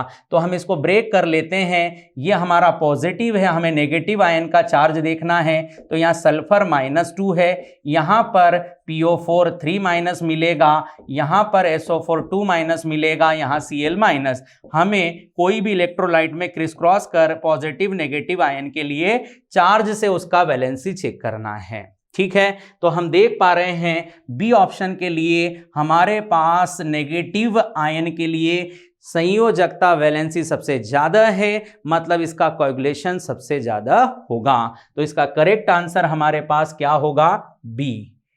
अगला क्वेश्चन देखें तो यहां पर हमारे पास जो नेक्स्ट क्वेश्चन है वो है निम्नलिखित रासायनिक अभिक्रिया में कौन कीटोन उत्पन्न नहीं करता। तो हमें मालूम है कि अगर हम अल्काइन पर क्या कराएं जलयोग तो वहां से एल्डिहाइड कीटोन दोनों को ऑब्टेन कराया जाता है। देन प्रतिस्थापित एल्कीन का ओजोनीकरण, यहां से भी हम एल्डिहाइड कीटोन दोनों ऑब्टेन करा सकते हैं। थर्ड रिएक्शन जो है ग्रिग्नार्ड अभिकर्मक के साथ नाइट्राइड की रिएक्शन, यह भी हमें क्या कीटोन और हमारे पास क्या एल्डिहाइड दोनों को फॉर्म करा सकती है। बट हमारे पास जो लास्ट रिएक्शन है स्टीफन, ये केवल हमारे क्या एल्डिहाइड को फॉर्म करती है, जिसको हम साइनाइड के साथ क्या SnCl2 और H2 का अपचयन कर अमाइन फॉर्म करते हैं, और इस अमाइन का हाइड्रोलिसिस कर क्या केवल एल्डिहाइड को फॉर्म किया जाता है। यहां से कीटोन नहीं मिलेगा, मतलब करेक्ट आंसर हमारा होगा डी। ठीक। अगले क्वेश्चन पर बढ़ते हैं। अगला नेक्स्ट क्वेश्चन जो हमारे पास है, निम्नलिखित में से कौन सा डाल्टन के आंशिक दाब नियम का व्यंजक नहीं है। तो डाल्टन का आंशिक दाब नियम क्या कहता है भाई, कि कोई भी दो द्रवों का आंशिक दाब का योग उस विलयन के कुल दाब के बराबर होगा। मतलब दो द्रवों के लिए बात चल रही है। तो यहां पर हमारे पास ए ऑप्शन में दो द्रवों का आंशिक दाब योग कर आंशिक दाब दिया गया है विलयन के लिए कुल दाब के बराबर, जो कि सही ऑप्शन है। फिर हमारे पास सेकेंड वाले ऑप्शन में केवल एक ही द्रव को या कहें कि प्योर सॉल्वेंट को लेकर क्या विलयन का हमारे पास कुल दाब बताया जा रहा है। मतलब यहां पर डाल्टन का नियम फॉलो नहीं हो रहा है। तो हमारा करेक्ट आंसर होगा बी। नेक्स्ट क्वेश्चन पर चलते हैं। हमारे पास एक नेक्स्ट क्वेश्चन जो है एक आंसेज पैसेज के फॉर्म में दिया गया क्वेश्चन है। तो हम इसको जल्दी से रीड कर क्या हमारे दिए गए इसके आधार पर क्वेश्चनों के आंसर को हम देखते हैं। तो यहां पर दिया है संक्रमण धातुएं बहुत बड़ी संख्या में संकुल सहसंयोजक यौगिकों का निर्माण करती है, जिनमें धातु परमाणु ऋणायनों का उदासीन अणुओं के साथ जुड़ा होना संयोजकता आबंध सिद्धांत इसके निर्माण, व्यवहार और ज्यामितीय आकार की व्याख्या करता है। जबकि क्रिस्टल क्षेत्र सिद्धांत केंद्रीय धात्विक परमाणु आयन डी कक्षीय ऊर्जा विभिन्न क्रिस्टल क्षेत्र के प्रभाव पर संवरांश करने की व्याख्या को करता है। मतलब हमें कुल मिलाकर उपसंयोजी यौगिकों को किस प्रकार से बनाया गया है उस पर चर्चा की गई है। उस पर आधारित हमारे क्वेश्चनों को हम आगे देखते हैं। तो हमारे पास पहला जो क्वेश्चन है वह है टू कॉम्प्लेक्स निकल have same geometry but different magnetic behaviour. तो आइए हम बात करते हैं। तो यहां पर हमारे पास जो निकल पहला हमारा ऑप्शन है CN4 का, यहां पर 2-, तो यहां पर अगर हम बात करें इस निकल के लिए तो ये जो निकल है इसका ऑक्सीडेशन नंबर जब हम यहां से फाइंड कराएंगे तो +2 आएगा। और हमारे पास ये स्ट्रॉन्ग लिगेंड है। तो स्ट्रॉन्ग लिगेंड है तो हम इस निकल 2+ का जो कॉन्फ़िगरेशन लिखेंगे वो होगा आर्गन यहाँ पर 3D8 और हमारा यहाँ पर 4s के अंदर 0 और यहाँ 4p भी 0 रहेगा। तो D के 8 इलेक्ट्रॉन को जब हम यहाँ पर अरेंज करेंगे तो कुछ इस तरह से हमें अरेंजमेंट मिलेगा, जिसको क्या हम लोगों को स्ट्रॉन्ग लिगेंड क्या पेयरिंग कर यहाँ पर इस ऑर्बिटल में डालेगा। तो हम इसके लिए फॉर कोऑर्डिनेशन नंबर देख रहे हैं। तो इसका हमारे पास जो हाइब्रिडाइजेशन होगा वो हो जाएगा DsP2। ठीक, यहां पर हमारे पास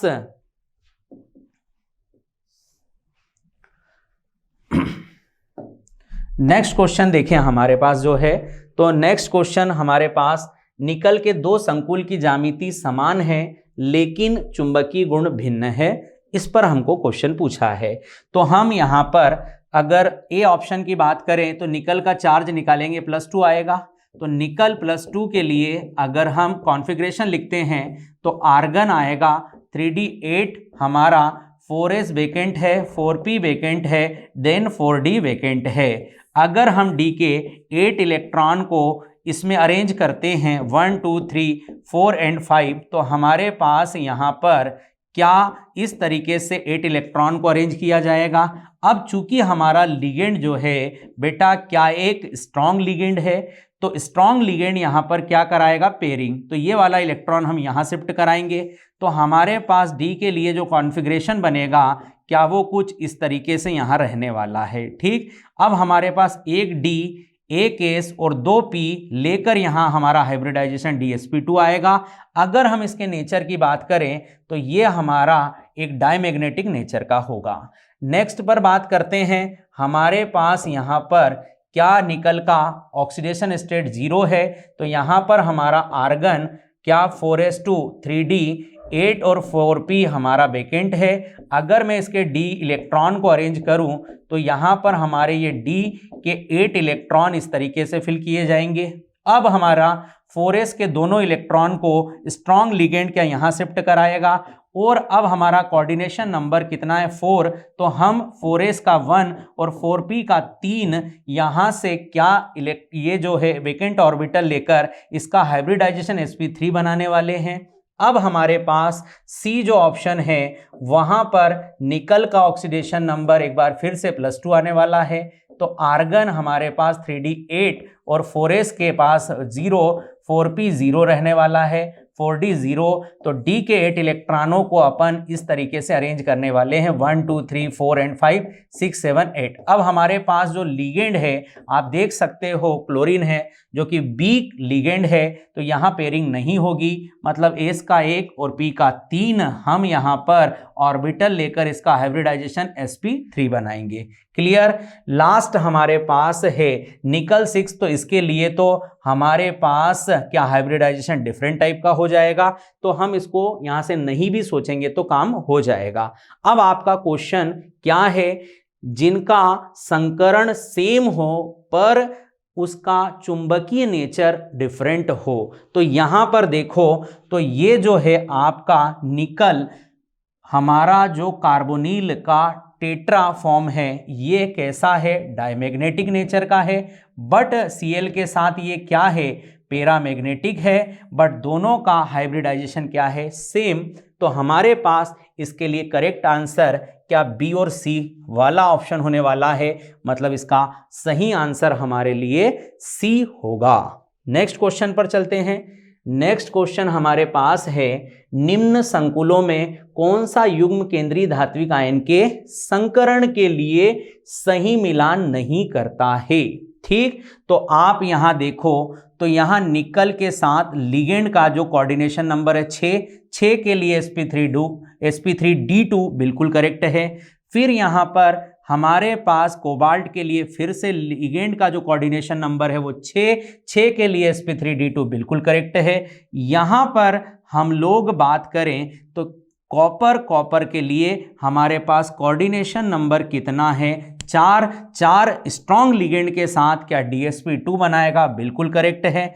अब हमारे पास मैग्नीज का कोऑर्डिनेशन नंबर 4 है बट एक वीक फील्ड लिगेंड है, तो वीक फील्ड के साथ dsp2 नहीं आएगा, यहां पर आएगा आपका sp3, जो कि क्या ये मेज गलत है, मतलब यही हमारा करेक्ट आंसर है। ठीक, आगे बढ़ते हैं नेक्स्ट क्वेश्चन पर। नेक्स्ट क्वेश्चन है, among the following ion which is should have the highest magnetic moment value. तो सिंपल सा हमारा क्वेश्चन है, मैग्नेटिक जो मोमेंट वैल्यू है उसका फॉर्मूला होता है √n+2 बोर मैग्नेटॉन, और ये जो है हमारा अनपेयर्ड इलेक्ट्रॉन नंबर है, जितना ज़्यादा होगा हमारा जो चुंबकीय आघूर्ण है उतना ज़्यादा, मतलब जिसके पास अयुग्मित इलेक्ट्रॉन संख्या ज़्यादा क्या उसके चक्रण चुंबकीय आघूर्ण का वैल्यू ज़्यादा। तो हम फटाफट यहाँ पर सभी के लिए क्या अनपेयर्ड इलेक्ट्रॉन निकालें, तो यहाँ पर निकल का हमारे पास ऑक्सीडेशन नंबर +2 है, मतलब यहाँ आर्गन इसका 3d8 होता है, और 3d8 के साथ अगर हम बात करें अनपेयर्ड इलेक्ट्रॉन की तो हमारे पास यहाँ अनपेयर्ड इलेक्ट्रॉन 2 है। क्लियर। अब हम MnCn6 के लिए बात करें तो Mn का हमारे पास जो क्या है एटॉमिक नंबर 25, और इसका हमारे पास Mn2 प्लस ऑक्सीडेशन नंबर आने वाला है। तो यहाँ पर हम आर्गन और इसके लिए कॉन्फ़िगरेशन बनाएं Mn के लिए, तो हमारे पास D में क्या 3 इलेक्ट्रॉन, यहाँ पर Mn25 है, 4s2 हमारा 3d क्या होगा 3, तो 3 के लिए हमारे पास अनपेयर्ड इलेक्ट्रॉन कितना आ रहा है 3। अब क्रोमियम अमोनिया का हमारे पास होल 6 है, अगर हम क्रोमियम के लिए ऑक्सीडेशन नंबर बनाएं तो +3 होगा, और क्रोमियम के लिए हम कॉन्फ़िगरेशन लिखेंगे आर्गन 4s से 1 जाएगा और बचे 2d से जाएंगे तो 3d3 रहेगा, जिसके लिए हमारे पास फिर से अनपेयर्ड इलेक्ट्रॉन का जो नंबर आता है वो 3 आता है, यहाँ पर 3, और निकल के लिए 2। अब बचता है हमारे पास कोबाल्ट, इसका ऑक्सीडेशन नंबर आया 3, और यहाँ पर हम इसके क्या 3 के बाद तो एटॉमिक नंबर 27 से 3 इलेक्ट्रॉन निकाले तो 24 बचता है, जिसके लिए हम 4s से क्या 2 निकालने के बाद 1 कहाँ से निकालेंगे D से, तो 24 के साथ हम अगर इसका कॉन्फ़िगरेशन लिखें तो आर्गन और यहाँ पर हमारा 3d के लिए अगर हम बात करें कितना इलेक्ट्रॉन, तो 6 रहेगा, और यहाँ पर 6 के लिए अगर हम कॉन्फ़िगरेशन लिखे तो 1 2 3 4 एंड 6, तो नंबर ऑफ अनपेयर्ड इलेक्ट्रॉन 4, मतलब हमारे पास आंसर आ चुका है कि सबसे ज़्यादा अनपेयर्ड इलेक्ट्रॉन कहाँ पर है, तो डी के लिए। नेक्स्ट क्वेश्चन पर बात करता हूँ। नेक्स्ट क्वेश्चन देखें, एक कंपाउंड दे रखा है जिसके लिए हमको आइसोमरिज्म पहचानना है। तो बहुत सिंपल सा इसका हमारा आंसर है, जब हमारे पास मेटल के साथ A2B2 अरेंजमेंट हो तो हम लोग इसके लिए क्या GI अर्थात जियोमेट्रिकल आइसोमर बना सकते हैं। ये हमारा इजीली सिस ट्रांसफॉर्म में हमको मिलेगा। तो इसका आंसर हमारे लिए फर्स्ट ऑप्शन ही हमारा सही मैच है। नेक्स्ट क्वेश्चन पर बात करते हैं। तो नेक्स्ट क्वेश्चन हमारे पास क्या मेज द कॉलम का है, और मेज द कॉलम का सबसे सिंपल और सही तरीका यही है कि अगर हम मेज करने पर कुछ आंसर से ही हमारे सही ऑप्शन को ढूंढ लें, बहुत अच्छा है। तो हम सब जानते हैं Mn के लिए, Mn2+ के लिए कलर कौन सा होता है, पिंक। अब 4 ऑप्शन में आप ढूंढ सकते हैं कि आपका A के लिए 4th किस ऑप्शन में है। तो यहाँ पर सेकंड है, यहाँ पर 4th है, मतलब ये सही लग रहा है। यहाँ पर सेकंड है, यहाँ पर थर्ड है, मतलब एक ही ऐसा ऑप्शन है जहाँ पर हमारा करेक्ट मैच है। मतलब अब बिना हमें क्या देरी करे अपने आंसर को लगा देना है। ठीक, बाकी भी आप मैच करोगे तो फिर बिल्कुल सही आपको क्या आयरन के लिए यहाँ पर येलो मिल जाएगा, निकल के लिए आपको ग्रीन मिल जाएगा, और कॉपर के लिए ब्लू मिल जाएगा। ठीक, आगे बढ़ते हैं। नेक्स्ट क्वेश्चन फिर से हमारा एक क्या अनसेज पेसेज टाइप क्वेश्चंस है, देखें उसको। तो जब एक एलिफेटिक एरोमेटिक हाइड्रोकार्बन से क्रमशः एक हाइड्रोजन परमाणु का OH समूह द्वारा प्रतिस्थापित किया जाता है एल्कोहल फिनॉल हाइड्रोकार्बन एक हाइड्रोजन एल्कोक्सी एरलॉक्सी समूह प्रतिस्थापन से ईथर बनाते हैं, तो एल्कोहल और फिनॉल को 2 भाग होते हैं, एल्किल एरिल दूसरा हाइड्रोक्सिल समूह। एल्कोहल फिनॉल के गुण प्राथमिक रूप से हाइड्रोक्सिल समूह के कारण होते हैं। एल्किल और एरिल प्रकृति की साधारणता इनके गुणों को परिवर्तित करती है। एल्कोहल नाभिक स्नेही और इलेक्ट्रॉन स्नेही दोनों तरह से कार्य करता है, अभिक्रिया है, जबकि फिनॉल रासायनिक अभिक्रिया में इलेक्ट्रोफिलिक सब्स्टिट्यूशन दर्शाते हैं। यह हमारा अनसेज पेसेज है। अब इसके आधार पर हम इसके क्वेश्चंस पर बात करते हैं। तो हमारे पास पहला क्वेश्चन है, एस्प्रिन का स्थिरीकरण उत्पाद है। बहुत फेमस क्वेश्चन है। हमारे पास यहाँ पर क्या सैलिसिलिक एसिड होता है जिसको हम अर्थोहाइड्रोक्सी बेंजोइक अम्ल कहते हैं। इसकी हम एसिटिक एनहाइड्राइड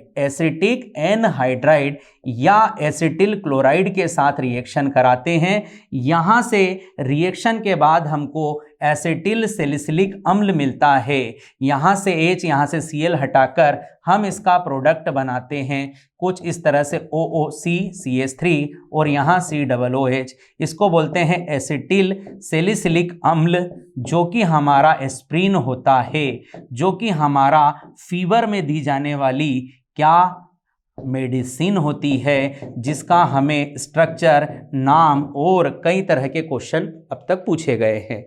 तो ये है एसिटिल सैलिसिलिक अम्ल। ठीक है, तो एस्प्रिन का एक स्थिरीकरण उत्पाद हमारे पास है जिसका सही आंसर है अर्थोहाइड्रोक्सी बेंजोइक अम्ल का। अगला नेक्स्ट क्वेश्चन चलते हैं। तो हमारे पास नेक्स्ट क्वेश्चन में एक रिएक्शन दिखी जहां पर फिनॉल है, क्लोरोफॉर्म है और बेस है। ये एक बहुत फेमस रिएक्शन है जिसमें हम सैलिसिल्डिहाइड बनाते हैं।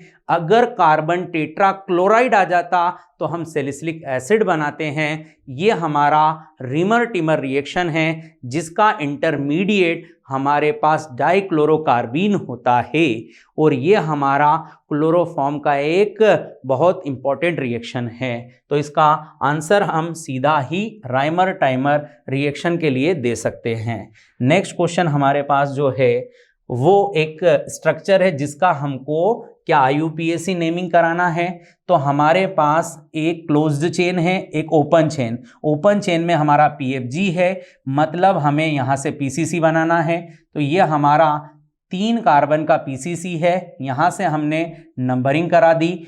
2 पर हमारा प्रतिस्थापी फिनाइल है और 2 पर ही हमारा पीएफजी है, तो इसका नाम है 2 फेनिल। 3 कार्बन का पीसीसी प्रोपेन और 2 नंबर के कार्बन पर OH है अर्थात ऑल, तो नाम हो जाएगा 2 phenyl propane 2 ol. Next question पर आते हैं। नेक्स्ट क्वेश्चन है, नीचे A से D तक कुछ यौगिक दिए गए हैं, इनको क्वथनांक के बढ़ते हुए क्रम में, तो हम सब जानते हैं बॉइलिंग पॉइंट का हम डायरेक्टली प्रोपोर्शनल रिलेशन देते हैं हाइड्रोजन बॉन्डिंग से, और हाइड्रोजन बॉन्डिंग अब्सेंट है तो वहां पर हम वैन डर वाल फोर्स, और वैन डर वाल फोर्स को मॉलिक्यूलर वेट के इन्वर्सली प्रोपोर्शनल देखा जाता है। तो आपको पहले चेक करना है किसी कंपाउंड में हाइड्रोजन बॉन्डिंग तो नहीं है। अगर हाइड्रोजन बॉन्डिंग है तो सबसे ज़्यादा हमें बॉइलिंग पॉइंट क्या उसी का देखना है। तो जैसे कि पेंटेन हमारे पास 1 ऑल है, यहाँ पर अगर हम पेंटेन का स्ट्रक्चर सोचें तो 5 कार्बन का हमारा क्या यहाँ अल्कोहल है और यहाँ OH है, तो यहाँ पर हाइड्रोजन बॉन्डिंग है। मतलब फिर हम अगले ऑप्शन पर चलते हैं। एन ब्यूटेन मतलब हमारा 4 कार्बन का एल्केन है, कोई हाइड्रोजन बॉन्डिंग नहीं है। पेंटेन 1 ऑल मतलब हमारे पास यहाँ पर 5 कार्बन का सिंपल एल्डिहाइड है, इसके लिए भी कोई हाइड्रोजन बॉन्डिंग नहीं है। फिर एथॉक्सी एथेन, एथॉक्सी एथेन हमारा एक ईथर है 4 कार्बन का, जिसके लिए भी कोई हाइड्रोजन बॉन्डिंग नहीं है। तो अब हम सबसे पहले तो ए ऑप्शन के लिए सबसे ज़्यादा बॉइलिंग पॉइंट कहेंगे, क्योंकि रीजन है इसमें हाइड्रोजन बॉन्डिंग प्रेजेंट है। अब बचे को क्या वैन डर वाल फोर्स से देखा जाएगा, जो कि उनका मॉलिक्यूलर वेट बताएगा कि किसका बॉइलिंग पॉइंट ज़्यादा है। तो फिर हमारे पास आ जाएगा पेंटेन 1 ऑल, फिर आ जाएगा एथॉक्सी एथेन, देन आखिरी में आएगा ब्यूटेन। तो सबसे कम हमारे लिए क्या ब्यूटेन होने वाला है, और उससे ज़्यादा एथॉक्सी एथेन, उससे ज़्यादा पेंटेन 1 ऑल, सबसे ज़्यादा हमारा पेंटेन 1 ऑल। ठीक, तो बहुत सिंपल सा क्वेश्चन है। आपको कभी भी बॉइलिंग पॉइंट के ऊपर क्वेश्चन आएगा, आपको इसी कंसेप्ट को सोचना है। नेक्स्ट क्वेश्चन पर आता हूं। नेक्स्ट क्वेश्चन हमारा एक रिएक्शन है, जिसमें अपने को इस रिएक्शन के लिए ए और सी आपस में किस तरह का रिलेशन रखते हैं वो देखना है। तो हमारे पास क्या एसिटाल्डिहाइड है, जिसकी रिएक्शन हम ग्रिग्नार्ड रिएजेंट साथ में हाइड्रोलिसिस कर क्या इस रिएक्शन को प्रोडक्ट के लिए लेकर जाएंगे। तो यहाँ से हमारा बॉन्ड शिफ्टिंग होगा पार्शियल नेगेटिव पार्शियल पॉजिटिव। तो इसके लिए हमारे पास यहाँ पर CH3O MgBr और यहाँ H, इसका आगे हाइड्रोलिसिस कराओगे तो आपका सेकेंडरी अल्कोहल बन जाएगा। यहाँ पर आपका क्या बन गया, सेकेंडरी अल्कोहल। अब इस सेकेंडरी अल्कोहल का आप H2SO4 के साथ हीट कराओगे तो यहाँ पर इसका क्या निर्जलीकरण होगा, क्या हो जाएगा निर्जलीकरण। मतलब ये आपका CH3CH यहाँ पर आपका क्या कोई अल्कीन फॉर्म होगा, क्या फॉर्म होगा, एल्कीन। क्योंकि अल्कोहल का हम जब निर्जलीकरण डिहाइड्रेशन कराते हैं तो वह अपना एक वाटर मॉलिक्यूल अलग कर देता है। अब हम इस रिएक्शन में हाइड्रोबोरेशन ऑक्सीडेशन कराते हैं, जो कि पेरोक्साइड की प्रेजेंस में होता है। यह हमारा एंटी मार्कोनिकॉफ की तरह होता है, मतलब हमारा OH ग्रुप उस डबल बॉन्डेड कार्बन पर जाएगा जहां पर हाइड्रोजन ज्यादा हो, मतलब हमारा फर्स्ट कार्बन पर। अब हम देखें तो ये हमारा एक क्या फर्स्ट कार्बन OH ग्रुप वाला कंपाउंड है, ये हमारा एक सेकेंड कार्बन वाला हमारा क्या है, सेकेंडरी कार्बन पर लगा OH है। यहाँ दोनों जगह OH की पोजीशन क्या हो रही है, चेंज। और हमें मालूम है कि जब दो आइसोमर में फंक्शनल ग्रुप अलग अलग पोजीशन के लिए सेम मॉलिक्यूलर फार्मूला के साथ होते हैं तो ये आपस में पोजिशनल आइसोमर कहलाते हैं। तो हमारा A और C आपस में क्या पोजिशनल आइसोमर होने वाला है। ठीक, अब इस तरीके से हमारे पूरे 50 क्वेश्चन का सॉल्यूशन मैंने आपको यहाँ पर कंप्लीट कराया। आप इसकी हेल्प से अपने पेपर को अच्छे से सॉल्व कर आगे आने वाली एग्जाम को और बेहतर बनाएं। तो आप सभी को बहुत बहुत धन्यवाद।